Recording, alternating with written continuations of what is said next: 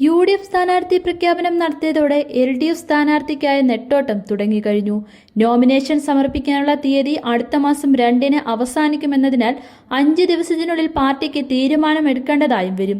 നിലവിൽ പാർട്ടി സംസ്ഥാന സെക്രട്ടേറിയറ്റ് അംഗവും മണ്ഡലത്തിന്റെ ചുമതല വഹിക്കുന്നയാളുമായ M. സ്വരാജിന് മത്സരിക്കാനുള്ള വിമുഖതയാണ് CPMന് തിരിച്ചടിയായത്.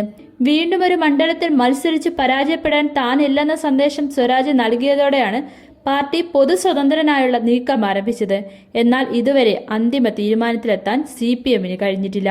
മുമ്പ് മണ്ഡലത്തിൽ മത്സരിച്ച M. Thomas Mathew, sports council അധ്യക്ഷൻ U. ഷറഫ് അലി എന്നിവരടക്കം നിരവധി പേരോട് CPM ആശയവിനിമയം നടത്തിക്കഴിഞ്ഞു. പൊതു സ്വതന്ത്രനെ മണ്ഡലത്തിന് പുറത്തുനിന്നും കണ്ടെത്താനുള്ള ആലോചനയും സജീവമാണ്. സാംസ്കാരിക രംഗത്ത് പ്രവർത്തിക്കുന്ന പ്രമുഖ വ്യക്തികൾ ആരെങ്കിലും മത്സരിക്കാൻ തയ്യാറായാൽ അവർക്ക് നറുക്കു വീഴും.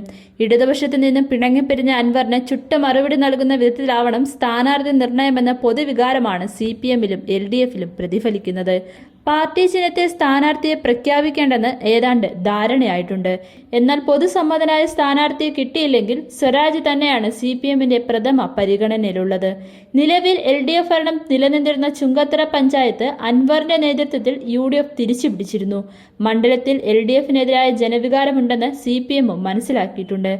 ദേശീയപാതയിലെ വിള്ളൽ, കരുവന്നൂർ ബാങ്ക് തട്ടി, മുഖ്യമന്ത്രിയുടെ മകൾക്കെതിരായ SFIOS കേസ്, മലപ്പുറത്തെ SNDP യോഗം ജനറൽ സെക്രട്ടറി വെള്ളാപ്പള്ളി നടേശന്റെ വിദ്വേഷ പ്രസംഗം എന്നിവയും LDFന് തിരിച്ചടിയാവും. തിരഞ്ഞെടുപ്പ് വർഷത്തിൽ ഏറ്റവും അവസാനമായി നടക്കുന്ന നിയമസഭാ ഉപതെരഞ്ഞെടുപ്പ് ആയതിനാൽ തന്നെ അതിലുള്ള തോൽവി മുന്നണികൾക്ക് സമ്പൂർണ്ണ രാഷ്ട്രീയ തിരിച്ചടിയാവും സമ്മാനിക്കുക. പരാജയഭീതി നിലനിൽക്കുന്ന ഇടതുപക്ഷം പൊതുസമ്മതന ഇറക്കുന്നത് പരാജയത്തിന്റെ ആഘാതം കുറയ്ക്കാനാണെന്നും വിലയിരുത്തലുണ്ട്. LDFനൊപ്പമുള്ള സീറ്റ് UDF പിടിച്ചെടുത്താൽ അടുത്ത തവണ UDFന് അനുകൂലമായ തരംഗം സംസ്ഥാനത്തുണ്ടാകുമെന്നാണ് CPM വിലയിരുത്തുന്നത്. UDF സ്ഥാനാർത്ഥിയായ ആര്യാട് ഷൗക്കത്തിന് എതിർപ്പുള്ള ഇടങ്ങളിൽ അദ്ദേഹത്തിനെതിരായ നിഷേധ വോട്ടുകൾ തങ്ങൾക്ക് അനുകൂലമാക്കാൻ കൂടി പൊതു സ്വതന്ത്രന് കഴിയുമെന്നാണ് CPM ഉറച്ച് വിശ്വസിക്കുന്നത്.